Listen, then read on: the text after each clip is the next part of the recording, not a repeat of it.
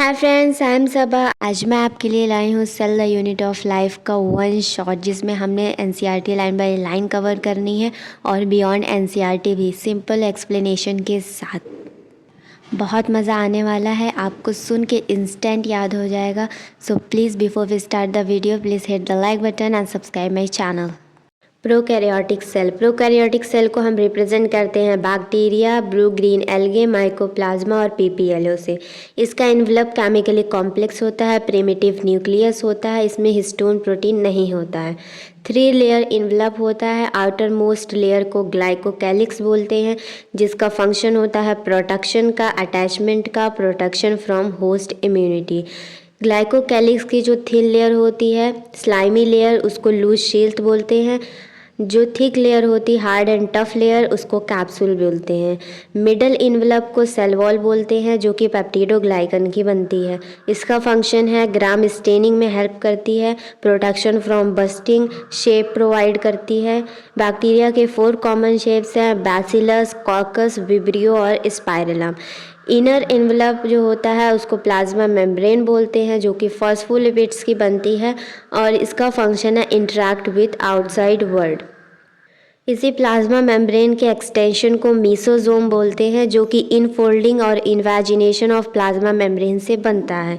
इसका फंक्शन है cell wall formation, DNA replication, distribution to daughter cell, respiration और secretion. इसीलिए इसको माइक्रोकॉन्ड्रिया ऑफ प्रोकैरियोट्स भी बोलते हैं। इसके 3 शेप्स होते हैं, lamella, vesicle and tubule, to increase the surface area for enzymes. कुछ प्रोकैरियोट्स के अंदर, जैसे साइनोबैक्टीरिया के अंदर क्रोमैटोफोर प्रेजेंट होता है, जिसके अंदर पिगमेंट्स होते हैं। फोटोसिंथेटिक बैक्टीरिया के लिए जैसे कि BGA, PSB, GSB. Purple sulphur bacteria, green sulphur bacteria. Nucleus की जगह इसमें न्यूक्लियोइड प्रेजेंट होता है, जिसको जीनोफोर बोलते हैं, प्रोक्रोमोसोम्स भी बोलते हैं।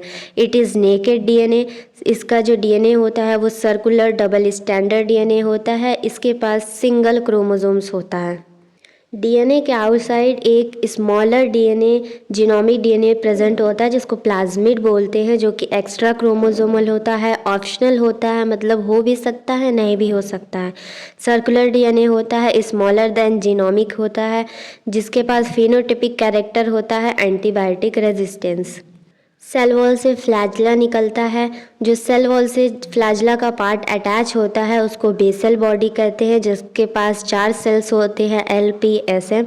जो मोड़ होता है उसको हुक बोलते हैं, और जो बाहर आउटसाइड दिखता है उसको फिलामेंट बोलते हैं, जिसके अंदर फ्लैजलिन प्रोटीन प्रेजेंट होता है और लॉन्गेस्ट पार्ट होता है फ्लैजला का, और फ्लैजला ही सेल को मोटाइल बनाता है। इसका फंक्शन है मेक्स सेल मोटाइल, मोटिलिटी में हेल्प करता है। इसके साइड में ही पाइलाई और फिम्ब्रिए होता है। पाइलाई जो कि जिसका नंबर बहुत कम होता है, उसमें पाइलिन प्रोटीन प्रेजेंट होता है, जिसका फंक्शन कॉन्जुगेशन का होता है। कॉन्जुगेशन एक टाइप की रिप्रोडक्शन है। फिम्ब्रिए जो है मोर इन नंबर होता है, जिसका फंक्शन अटैचमेंट टू होस्ट और रॉक होता है। इसका फंक्शन ग्लाइकोकैलिक्स से सिमिलर होता है। दोनों का फंक्शन क्या है? अटैचमेंट टू होस्ट, मतलब अटैचमेंट में हेल्प करते हैं। बट फिम्ब्रिए और पाइलाई का कोई भी रोल मोटिलिटी में नहीं होता है। प्रोकैरियोटिक में राइबोसोम जो होते हैं वो 70S राइबोसोम्स होते हैं, मतलब 50S और 30S यूनिट वाले। एक mRNA पे बैठे होते हैं, जिसको पोलीसोम और पोलीराइबोसोम्स भी बोलते हैं। राइबोसोम का फंक्शन होता है प्रोटीन सिंथेसिस का। ये बनते हैं rRNA प्लस प्रोटीन से। इनका साइज होता है 15 नैनोमीटर टू 20 नैनोमीटर। उसके बाद आता है इंक्लूजन बॉडी। इंक्लूजन बॉडीज़ का जो फंक्शन है वो है reserved food material. Food material को रिजर्व करके रखती है। 3 जो है इंक्लूजन बॉडीज़ हैं, phosphate granules, cyanophycean granules, glycogen granules. उसके बाद है गैस वैक्यूल। गैस वैक्यूल के पास सीडो मेम्ब्रेन होती है, मतलब मेम्ब्रेनलेस होता है। इसका फंक्शन है बायोन्सी, और ये फोटोसिंथेटिक बैक्टीरिया के अंदर प्रेजेंट होता है। Green sulphur bacteria, purple sulphur bacteria और बीजी के पास होता है। उसके बाद है स्टेप जो है वो ग्राम स्टेनिंग का है। बैक्टीरिया के जो ग्राम स्टेनिंग होती है वो on the basis of cell wall होती है, ग्राम पॉजिटिव है या ग्राम निगेटिव है। ये दिया था क्रिश्चियन ग्राम ने। इसका जो थ्योरी है वो क्रिश्चियन ग्राम ने दी थी, ग्राम स्टेन और क्रिस्टल वॉलेट स्टेन नाम से। इसमें 5 स्टेप्स होते हैं। पहले बैक्टीरियल स्मेयर लिया जाता है, उस पर CVI कॉम्प्लेक्स डाला जाता है, क्रिस्टल वॉलेट आयोडीन कॉम्प्लेक्स। उसके बाद अल्कोहल से वॉश करते हैं। जो ग्राम पॉजिटिव होंगे वो वायलेट कलर ले लेंगे और जो ग्राम नेगेटिव होंगे वो कोई कलर नहीं लेंगे। उसको बताने के लिए कि यहाँ पे ग्राम नेगेटिव प्रेजेंट है, उसको प्रूफ करने के लिए हम फिर काउंटर स्टेन डालते हैं सैफरनिन। जो कि ग्राम नेगेटिव होंगे वो पिंक कलर ले लेंगे। अब ये ऐसा क्यों होता है कि जो ग्राम पॉजिटिव हैं वो वायलेट कलर लेते हैं और ग्राम नेगेटिव जो है वो पिंक कलर लेते हैं?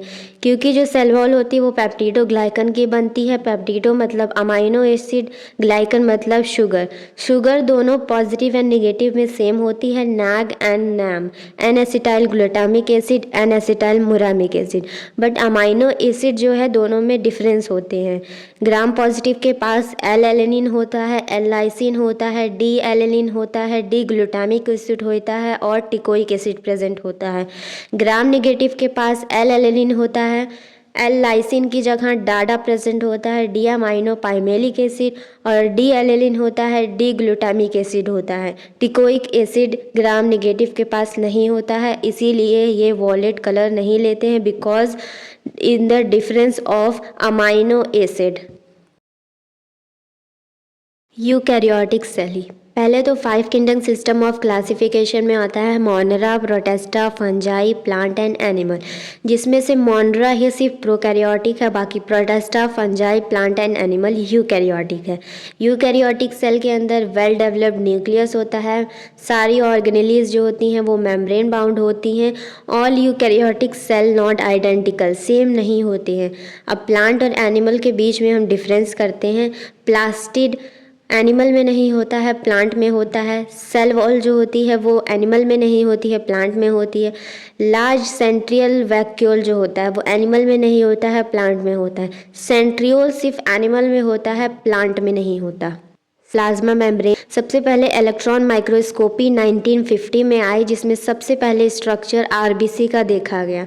अब सेल वॉल को हम 4 पार्ट्स में डिवाइड करते हैं, लिपिड, प्रोटीन, ओलिगोसैकेराइड और कोलेस्ट्रॉल। लिपिड जो होता है वो फॉस्फोलिपिड होता है, बाई लेयर होता है, जिसमें ऊपर की जो होता है वो पोलर हेड होता है, नीचे नॉन पोलर टेल होती है। पोलर हेड हाइड्रोफिलिक नेचर का होता है और नॉन पोलर टेल जो होती है वो हाइड्रोफोबिक नेचर की होती है। नॉन पोलर टेल जो है सैचुरेटेड हाइड्रोकार्बन की बनती है, जो कि बाहर के इन्वायरमेंट से पोलर हेड इसे प्रोटेक्ट करता है। पोलर हेड और नॉन पोलर टेल को हम एम्पीपैथिक मॉलिक्यूल कह सकते हैं जब एक साथ ये लोग होते हैं। अब आता है प्रोटीन। प्रोटीन जो है 2 बेसिस पे डिवाइड है, इजी ऑफ अट्रैक्शन के बेसिस पे 2 प्रोटीन होता है। एक होता है इंट्राग्रल प्रोटीन, जिसको ट्रांस मेम्ब्रेन प्रोटीन भी कहते हैं। दूसरा होता है पेरिफेरल प्रोटीन। जो इंटीग्रल प्रोटीन होता है वो अपने एक्सिस पे ही रोटेट करता है और ये कैरियर प्रोटीन भी कहलाता है और इसे निकालना बहुत डिफ़िकल्ट होता है, डिफ़िकल्ट टू एक्सट्रैक्ट होता है। Peripheral protein easy to extract है, इसका जो मूवमेंट है वो लैटरल मूवमेंट होता है, मतलब लेफ़्ट टू राइट। उसके बाद ये जो प्रोटीन का मॉडल है ये दिया था सिंकर एंड निकोलसन ने 1972 में। कोलेस्ट्रॉल की बात करते हैं। कोलेस्ट्रॉल जो है स्टेबलाइज मेम्ब्रेन को स्टेबलाइज करता है, ये मेम्ब्रेन स्टेबलाइजर होता है, यही कोलेस्ट्रॉल का फंक्शन है। अब fluid mosaic model. Protein are icebergs floating in sea of phospholipids. Phospholipid के समुद्र में जो आइस बग्स है वो प्रोटीन है, जो कि सेमी फ्लूइड होता है, कोइशी फ्लूइड भी बोलते हैं। प्रोटीन एंड लिपिड का जो कंसंट्रेशन है वो वेरिएबल होता है, मतलब सेम नहीं होता है। जैसे RBC में 52% प्रोटीन है, 40% लिपिड है। Function of plasma membrane. Selectively permeable होती है, लिविंग होती है, डायनेमिक होती है, फ्लूइड नेचर होता है सो दैट सेल ग्रो कर पाए, इंटरसेलुलर जंक्शंस बनाती है, सेल डिवीजन में हेल्प करती है, एंडोसाइटोसिस एंड एक्सोसाइटोसिस करती है बल्क ट्रांसपोर्टेशन के लिए। एंडोसाइटोसिस में जब सेल खाना खाता है तो इसको फेगोसाइटोसिस बोलते हैं, और जब सेल पानी पीता है, सेल ड्रिंकिंग करता है, उसको पिनोसाइटोसिस बोलते हैं। जब सेल बाहर खाना निकालता है उसको एक्सोसाइटोसिस बोलते हैं, सेल वॉमिटिंग भी बोलते हैं, इफेजी भी बोलते हैं। अब जब खाना जो ट्रांसपोर्टेशन हो रहा है वो 3 तरीके से होता है। Higher concentration to lower concentration खाना जाता है, lower concentration to higher concentration खाना जाता है, डाउन हिल भी खाना जाता है। तो 2 तरह का ट्रांसपोर्ट जो है वो होता है। पैसिव ट्रांसपोर्ट जिसमें एनर्जी की कोई भी रिक्वायरमेंट नहीं होती, एक्टिव ट्रांसपोर्ट जिसमें एनर्जी बहुत ज़्यादा लगती है। पैसिव ट्रांसपोर्ट में डाउन हिल कंसंट्रेशन आता है और हायर टू लोअर कंसंट्रेशन आता है। एक्टिव ट्रांसपोर्ट में lower concentration to higher concentration समान जाता है। इसमें एक एग्जांपल है सोडियम पोटेशियम पंप। अब जो वाटर का जो ट्रांसपोर्टेशन है उसको ऑस्मोसिस बोलते हैं, जिसमें न्यूट्रल सोल्यूशन भी ट्रांसपोर्ट होते हैं। अब पोलर मॉलिक्यूल जो ट्रांसपोर्टेशन करेगा वो कैसे करेगा, वो कैरियर प्रोटीन से जाएगा या फिर फैसिलिटेटेड डिफ्यूजन से जाएगा। जब भी एक्टिव ट्रांसपोर्टेशन होगा, एक एटीपी सोडियम पोटेशियम पंप लेगा और 3 सोडियम बाहर करेगा, 2 पोटेशियम अंदर लेगा। सेल वॉल नॉन लिविंग होती है, रिजिड होती है, आउटर मोस्ट होती है। प्लांट की जो सेल वॉल होती है वो बनती है cellulose, hemicellulose, pectin and protein से। फंजाई की सेल वॉल काइटिन से बनती है, जिसको फंगल सेलुलोज भी कहते हैं। बैक्टीरिया की सेल वॉल पेप्टिडोग्लाइकन से बनती है, जिसको म्यूरियन भी कहते हैं। एल्गी की cell wall cellulose, galactans, mannans and calcium carbonate की बनती है। अब फंक्शन क्या है सेल वॉल के? Barrier to unwanted substances, shape provide करना, protection from mechanical abbreviation and infection. Primary wall जो होती है वो यंग होती है, परमिएबल होती है, इलास्टिक होती है, सो दैट जो सेल है वो अच्छे से ग्रो कर सके। सेकेंडरी वॉल जो होती है वो रिजिड होती है, मैच्योरिटी पे बनती है, इम्परमिएबल होती है। टर्शरी वॉल जो होती है वो भी इम्परमिएबल होती है। 2 सेल के जो सेल वॉल है उसको ज्वाइंट करके जो सीमेंटिंग लेयर रखती है उसको बोलते हैं मिडल लैमेला, जो बनती है कैल्शियम एंड मैग्नीशियम पैक्टेट से। 2 सेल के साइटोप्लाज्म का जो लिविंग कनेक्शन है उसको प्लाज्मोडेस्माटा बोलते हैं, और 2 सेल के ईआर का जो लिविंग कनेक्शन है उसको डेस्मोटेब्यूल बोलते हैं।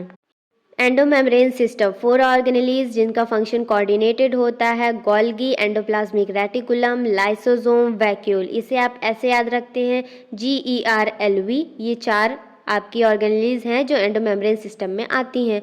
और कौन सी एंडोमेम्ब्रेन सिस्टम में नहीं आती हैं, वो है माइक्रोकॉन्ड्रिया, प्रोक्सीजोम, क्लोरोप्लास्ट।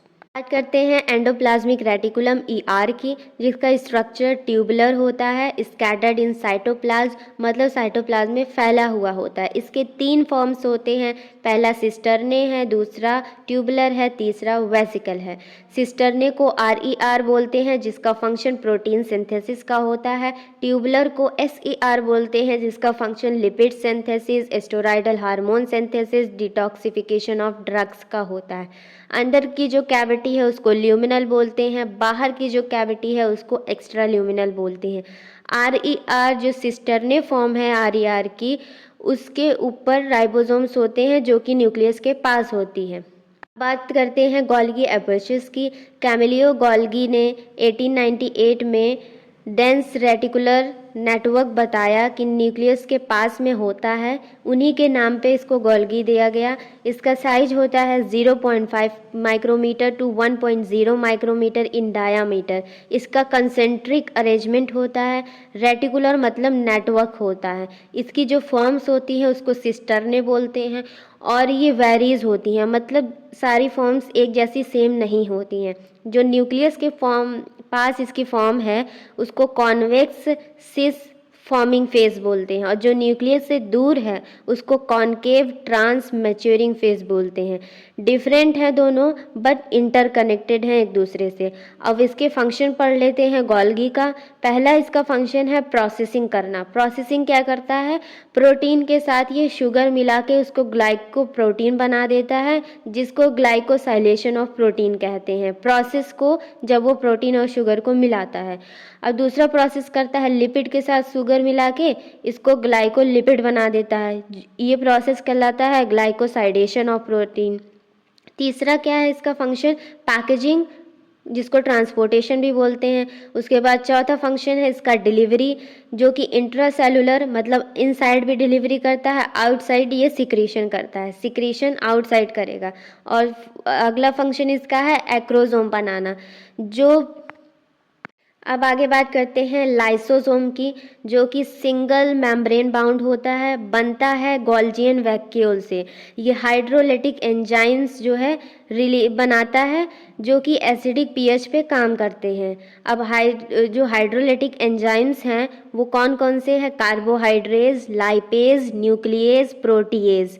ये कार्बोहाइड्रेज क्या ब्रेक डाउन करता है? Carbohydrase, lipase break down lipid, nuclease break down nucleic acid, protease break down protein. जब सेल खाने को अंदर लेता है तो प्राइमरी लाइसोसोम जो है इनएक्टिव कंडीशन में होता है। जैसे ही वो खाने के आसपास अपने आप का घेरा बना लेता है तो सेकेंडरी लाइसोसोम उसको बोलते हैं हेट्रोफेगिसोम भी बोलते हैं, डाइजेस्टिव वैक्यूल भी बोलते हैं। उसके बाद जब वो एंजाइम्स के साथ जो खाने को तोड़ देता है, उसके बाद जो बाहर निकलता है, जो एक्साइटेशन होती है खाने की, उसको रेसिडुअल वैक्यूल बोलते हैं, जो कि सेल एक्सोसाइटोसिस करता है। अगर रेसिडुअल वैक्यूल बाहर नहीं निकला, अंदर ही रह गया, तो क्या होगा? टॉक्सिसिटी बढ़ जाएगी, टॉक्सिसिटी बढ़ जाएगी। लाइसोसोम को सुसाइडल बैग भी बोलते हैं और ये स्कैवेंजिंग का भी काम करता है। स्कैवेंजिंग मतलब सफाई भी करता है।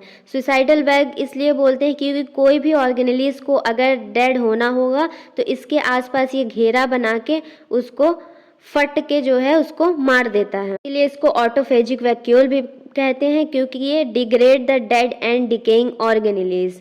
ठीक है। और जो मेटामॉर्फोसिस का जो प्रोसेस होता है, टेडपॉल से जो फ्रॉग बनता है, वो भी लाइसोसोम ही करता है। लास्ट ऑर्गेनेलिस जो है एंडोमेम्ब्रेन सिस्टम की, वो है वैक्यूल्स। ये भी सिंगल मेम्ब्रेन बाउंड होते हैं। वाटर, सैप, एक्सक्रीटरी वेस्ट को स्टोर करते हैं। Material not use for sale, जो मटेरियल सेल के लिए यूजफुल नहीं होता है। अब ये 4 तरह के वैक्यूल्स होते हैं। पहला होता है सैप वैक्यूल, जो कि प्लांट्स में होता है, जो 90% वॉल्यूम ऑक्यूपाई करता है प्लांट में।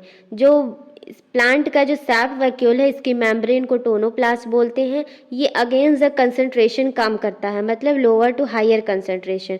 दूसरा है फूड वैक्यूल, जो कि प्रोटिस्ट में होता है। तीसरा है कॉन्ट्रैक्ट ट्राई वैक्यूल, जो कि अमीबा में होता है। इसका फंक्शन होता है ऑस्मो रेगुलेशन प्लस एक्सक्रीशन का। ऑस्मो रेगुलेशन क्या है? बैलेंस वाटर प्लस सॉल्ट का कंसंट्रेशन को बैलेंस करने को ऑस्मो रेगुलेशन कहते हैं। चौथा है गैस वैक्यूल, जिसमें कोई मेम्ब्रेन नहीं होती है। ये प्रोकैरियोट्स में होता है। फोटोसिंथेटिक बैक्टीरिया के पास PSB, GSB, mitochondria double membrane bound organelle होती है। इसे हम माइक्रोस्कोप के अंदर अगर देखना चाहें तो बिना स्टेन डाले हैं हमें नहीं दिखेगी, तो उसके लिए स्टेनिंग करनी पड़ती है जेनस ग्रीन की। इसका साइज होता है 0.2 to 1.0 micrometre in diameter. Average size अगर हम लेके चले तो 0.5 माइक्रोमीटर इन डायामीटर। इसकी लेंथ होती है 1 to 4.1 माइक्रोमीटर इन लेंथ। इसका शेप होता है सॉसेज या फिर सिलेंड्रिकल शेप। ये बाइनरी फिजन करती है और सेल के फिजियोलॉजिकल एक्टिविटी पे डिपेंड करता है कि इसका नंबर कितना होगा और शेप कैसा होगा और साइज कितना होगा। इसके बाहर जो मेम्ब्रेन होती है वो आउटर मेम्ब्रेन होती है, उसके अंदर इनर मेम्ब्रेन होती है। इनर मेम्ब्रेन और आउटर मेम्ब्रेन के बीच में जो स्पेस होती है उसको बोलते हैं इंटर मेम्ब्रेनस स्पेस। और जो इनर मेम्ब्रेन होती है वही इनफोल्डिंग बनाती है मैट्रिक्स की तरफ, उसको क्रिस्टे बोलते हैं। क्रिस्टे के ऊपर ऑक्सीजोम होते हैं। ऑक्सीजोम को F0, F1 पार्टिकल और एलिमेंट्री पार्टिकल्स भी कहते हैं। ऑक्सीजोम का एक हेड होता है, फिर स्टॉक होती है, फिर बेस होता है। हेड के पास एंजाइम होता है एटीपी सिंथेटेज, जिसका फंक्शन है ऑक्सीडेटिव फॉस्फोराइलेशन का। ऑक्सीडेटिव फॉस्फोराइलेशन क्या बनाता है? ओटीपी बनाता है। इसके जो अंदर जो कैविटी है उसको मैट्रिक्स बोलते हैं। होमोजीनियस सब्सटेंस जो है उसको मैट्रिक्स बोलते हैं। इनर चैम्बर के अंदर होता है। उसके अंदर होता है 70S ribosome, circular double standard DNA जो कि जीसी रिच होता है, आरएनए भी होता है, और जो मैट्रिक्स है वो एंजाइम्स बनाता है रेप साइकिल के लिए, एरेबिक रेस्पिरेशन करना होता है इसलिए। लेकिन इसमें एक एक्सेप्शन है, एक एंजाइम सुसिनेट डिहाइड्रोजिनेज नहीं बनता है मैट्रिक्स के अंदर, क्योंकि वो ऑलरेडी इनर मेम्ब्रेन के साथ अटैच होता है। प्लास्टिड प्रेजेंट होता है प्लांट्स एंड यूक्लिनॉइड्स में। इसे हम अंडर द माइक्रोस्कोप ईजिली देख सकते हैं क्योंकि इसका साइज जो है वो लार्ज होता है।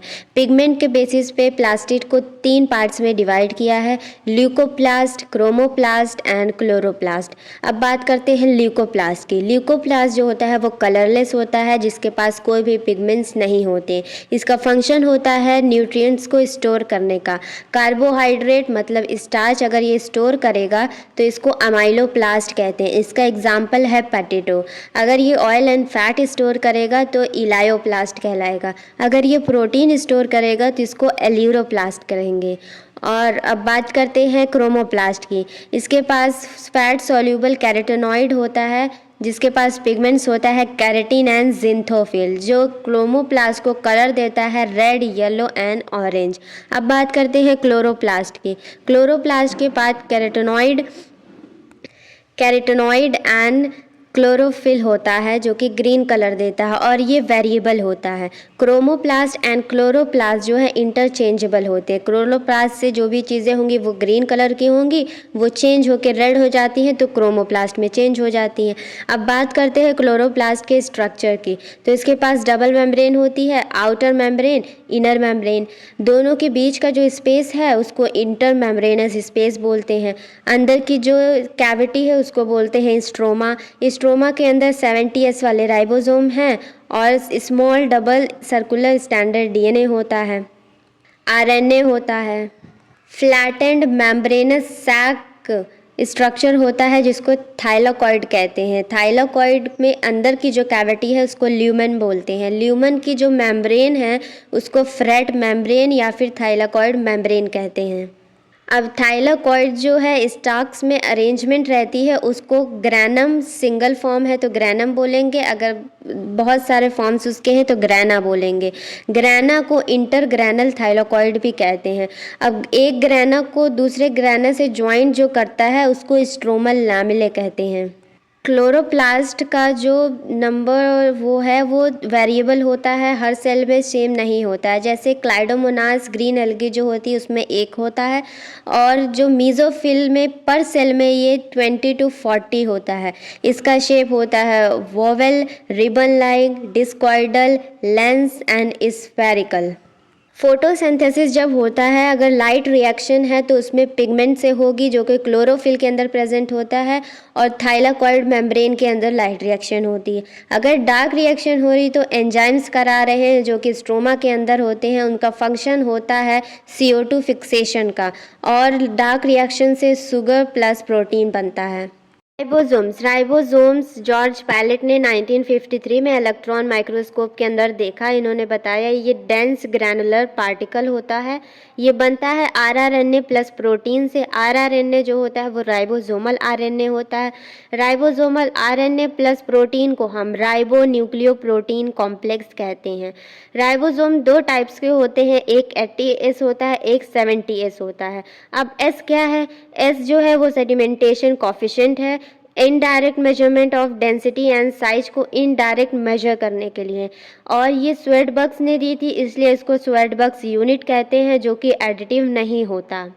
तो बनते हैं 2 सब यूनिट से, एक लार्ज सब यूनिट होती है, एक स्मॉल सब यूनिट होती है। बात करते हैं 80S। 80S में जो लार्ज सब यूनिट होगी वो 60S होगी, स्मॉल सब यूनिट 40S होगी। 70S में लार्ज सब यूनिट 50S है और स्मॉल सब यूनिट 30S है।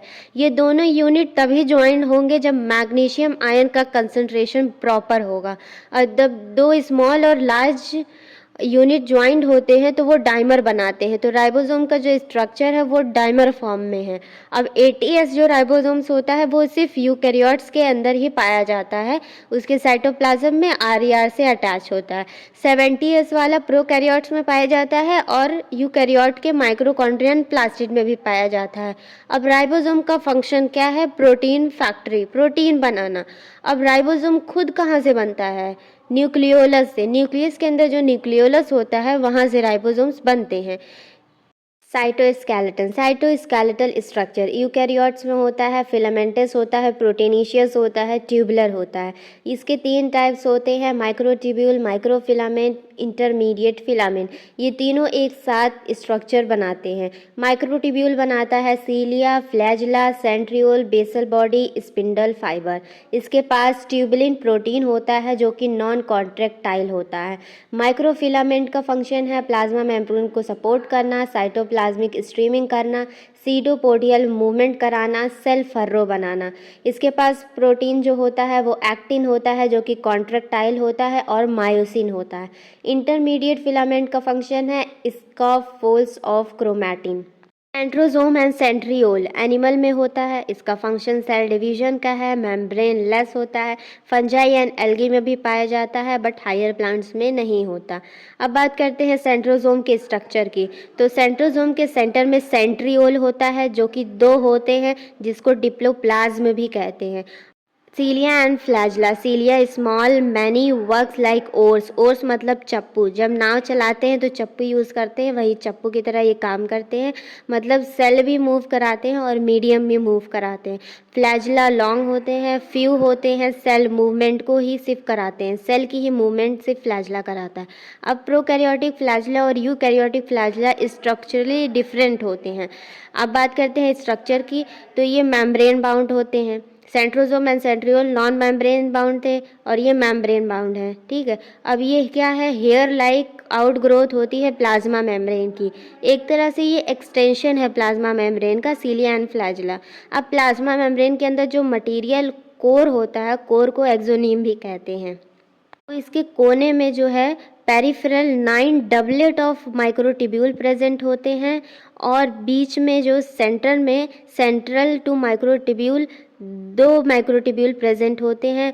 उसके बाहर जो है सेंट्रल शीथ होती है और सेंटर के माइक्रोट्यूब्यूल को जो ज्वाइंट करती है उसको ब्रिज बोलते हैं और जो अंदर का पूरा मसाला है वो एक्सोनीम कहलाएगा। और सेंटर से जो माइक्रोट्यूब्यूल पेरिफेरल से अटैच कराती है उसको रेडियल स्पोक्स कहते हैं। इसका अरेंजमेंट 9+2 अरेंजमेंट है। वो कैसे? 9 जो है वो पेरिफेरल डबलेट है, 2 सेंट्रल माइक्रोट्यूब्यूल है। अगर हम बात करते हैं total number of microtubule in सीलिया and flagella, तो 9 तो बाहर हो गए, 9 डबलेट ऑफ माइक्रोट्यूब्यूल है मतलब 2 हैं, तो 9 × 2 हो गया 18 और सेंटर में 2 हैं तो 18 + 2 = 20। न्यूक्लियस, नॉन डिवाइडिंग सेल का न्यूक्लियस मतलब इंटरफेस की न्यूक्लियस की बात करते हैं। इसमें आउटर मेम्ब्रेन होती है, इनर मेम्ब्रेन होती है। आउटर और इनर मेम्ब्रेन के बीच की स्पेस को पेरीन्यूक्लियर स्पेस बोलते हैं, जिसका साइज होता है 10 to 50 नैनोमीटर। आउटर मेम्ब्रेन से RER अटैच होते हैं और इनर मेम्ब्रेन के अंदर की जो स्पेस है उसको न्यूक्लियोप्लाज्म बोलते हैं। इनर मेम्ब्रेन और आउटर मेम्ब्रेन के फ्यूजन से न्यूक्लियर पोर बनते हैं जो कि साइटोप्लाज्म का सामान न्यूक्लियोप्लाज्म में पहुंचाते हैं, न्यूक्लियोप्लाज्म का सामान साइटोप्लाज्म में पहुंचाते हैं। न्यूक्लियोप्लाज्म के अंदर धागेदार से स्ट्रक्चर DNA प्रेजेंट होता है जिसको क्रोमैटिन बोलते हैं और ये फ्लेमिंग ने ये वर्ड नाम दिया है इसको क्रोमैटिन क्योंकि ये कलर और स्टेन ले लेता है। क्रोमैटिन के अंदर होता है DNA, histone protein, non histone protein, RNA। Chromatin के अलावा एक और DNA प्रेजेंट होता है जिसको न्यूक्लियोलस बोलते हैं जो कि डेंस होता है, नॉन मेम्ब्रेन होता है। इसका फंक्शन होता है राइबोसोमल फैक्ट्री बनाना मतलब RNA बनाना। न्यूक्लियोलस इस बेसिकली DNA होता है लेकिन ये RNA बनाता है। क्रोमैटिन प्रेजेंट होता है इंटरफेस के न्यूक्लियस मतलब नॉन डिवाइडिंग सेल के न्यूक्लियस के पास। 2 तरह के क्रोमैटिन होते हैं, हेट्रोक्रोमैटिन एंड यूक्रोमैटिन। हेट्रोक्रोमैटिन जो होता है वो डेंसली स्टेन होता है, हाईली कॉइल्ड और कंडेंस्ड होता है, ट्रांसक्रिप्शनली इनएक्टिव होता है, डार्क स्टेन होता है। यूक्रोमैटिन जो होता है वो लाइट स्टेन होता है, लूजली पैक्ड होता है, ट्रांसक्रिप्शनली एक्टिव होता है। नंबर ऑफ न्यूक्लियस पर सेल में वेरिएबल होते हैं, सेम नहीं होते, डिफरेंट होते हैं। ज़ीरो न्यूक्लियस जिसके पास होता है उसको इन्यूक्लिएटेड बोलते हैं, जिसका एग्जांपल है मैच्योर आरबीसी, सीव ट्यूब। ये मैच्योरिटी पे अपने जो न्यूक्लियस है उसको लूज़ कर देते हैं। जिसके पास सिंगल न्यूक्लियस होता है वो यूनिक्लिएटेड कहलाते हैं, जिसके पास दो न्यूक्लियस होते हैं वो बाई न्यूक्लिएटेड होते हैं। इसका एग्जांपल है पैरामीशियम, जिसके पास एक माइक्रो न्यूक्लियस होता है, एक मैक्रो न्यूक्लियस होता है। जिसके पास मोर देन टू होते हैं, मतलब मल्टीपल न्यूक्लियस होते हैं, उसको मल्टी न्यूक्लिएटेड बोलते हैं, सिंसीशियल या सिंसीजियम बोलते हैं। सेल जब डिवाइड करता है तो हाईली कंडेंस्ड स्ट्रक्चर बनाता है, जिसको क्रोमोसोम्स बोलते हैं, जो कि सिंगल धागे वाला होता है और G1 फेस में बनता है। इसके बीच में सेंट्रोमियर होता है, ऊपर पी आर्म होती है जो थोड़ी छोटी होती है, नीचे क्यू आर्म होती है। एस एंड G2 में जो डबल धागे का क्रोमोसोम्स बनता है उसके बीच में सेंट्रोमियर होता है, जिसको प्राइमरी कंस्ट्रक्शन बोलते हैं, जो कि हाईली स्टेनिंग होता है। वो जो पी आर्म होती है उसके ऊपर सेकेंडरी कंस्ट्रक्शन होता है, जो कि नॉन स्टेनिंग होता है, और उसके ऊपर सैटेलाइट डीएनए प्रेजेंट होता है। सैटेलाइट डीएनए जो प्रेजेंट होता है वो 13, 14, 15, 21, 22 पेयर में प्रेजेंट होता है क्रोमोसोम्स के। इसीलिए ये पांचों पेयर को बोलते हैं सैट क्रोमोसोम्स। जो सेंट्रोमियर है उसके बाहर जो है प्रोटीनिशियस डिस्क है, जिसको काइनेटोकोर बोलते हैं, जिससे स्पिंडल फाइबर बाद में ज्वाइंट होते हैं। अब जो क्रोमोसोम्स है वो डिप्लॉयड है, 2n वाला क्रोमोसोम है, जिसमें दो सेट्स ऑफ क्रोमोसोम्स प्रेजेंट होते हैं, 23 पेयर के। टोटल 46 क्रोमोसोम्स होते हैं। अब बात करते हैं टाइप्स ऑफ क्रोमोसोम्स की। तो ये लोकेशन ऑफ सेंट्रोमियर के बेसिस पे 4 पार्ट्स में डिवाइड होते हैं: मेटासेंट्रिक, सब मेटासेंट्रिक, एक्रोसेंट्रिक, टीलोसेंट्रिक। मेटासेंट्रिक में जो सेंट्रोमियर की लोकेशन है वो सेंटर में होती है। पी और क्यू आर्म दोनों लगभग बराबर होती है। सब मेटासेंट्रिक में स्लाइटली अवे फ्रॉम सेंटर होती है सेंट्रोमियर की लोकेशन। जो पी आर्म है वो थोड़ी छोटी हो जाती है और क्यू आर्म बड़ी होती है। एक्रोसेंट्रिक में क्लोज टू वन एंड होती है सेंट्रोमियर की लोकेशन। पी आर्म बहुत ज़्यादा छोटी हो जाती है और क्यू आर्म जो है वो बहुत बड़ी हो जाती है। टेलोसेंट्रिक में टर्मिनल एंड पे पहुंच जाती है, पी आर्म लगभग गायब हो जाती है और सिर्फ एक ही आर्म बचती है, क्यू आर्म। अब बात करते हैं शेप की। एनाफेस में जो ये चारों क्रोमोसोम्स के शेप होते हैं, मेटासेंट्रिक में वी शेप होता है, सब मेटासेंट्रिक में एल शेप होता है, एक्रोसेंट्रिक में जे शेप होता है, टीलोसेंट्रिक में आई शेप होता है। Last part of the cell the unit of life का है माइक्रोबॉडीज़, जिसमें 3 माइक्रोबॉडीज़ हैं: प्रॉक्सीजोम, फिरोजोम, ग्लाइऑक्सीजोम। माइक्रोबॉडीज़ क्या हैं? Many membrane bound minute vesicles होती हैं प्लांट्स एंड एनिमल बोथ में, जिनका काम होता है एंजाइम्स बनाना। आई होप आपको सुन के पूरा अच्छे से याद हो चुका होगा। अगर आपको कुछ भी ऐसा लगता है आपने मिस किया तो प्लीज़ वीडियो को दोबारा सुने और फिर से रिवाइज कर सकते। मैं अपने चैनल पे बहुत मेहनत कर रही हूँ, पूरा इजी एक्सप्लेनेशन के साथ आपको वीडियोस प्रोवाइड कर रही हूँ हर चैप्टर्स के। आगे और भी इंटरेस्टिंग तरीके से मैं इस चीज़ को कंटिन्यू करूँगी। सो प्लीज़ मेरे चैनल को पूरा सपोर्ट दें, मेरी मेहनत को सपोर्ट करें। एंड लास्टली मैं यही कहना चाहूँगी कि प्लीज़ अपने दोस्तों को भी शेयर करें एंड सब्सक्राइब करें मेरे चैनल को। Thank you for watching my video.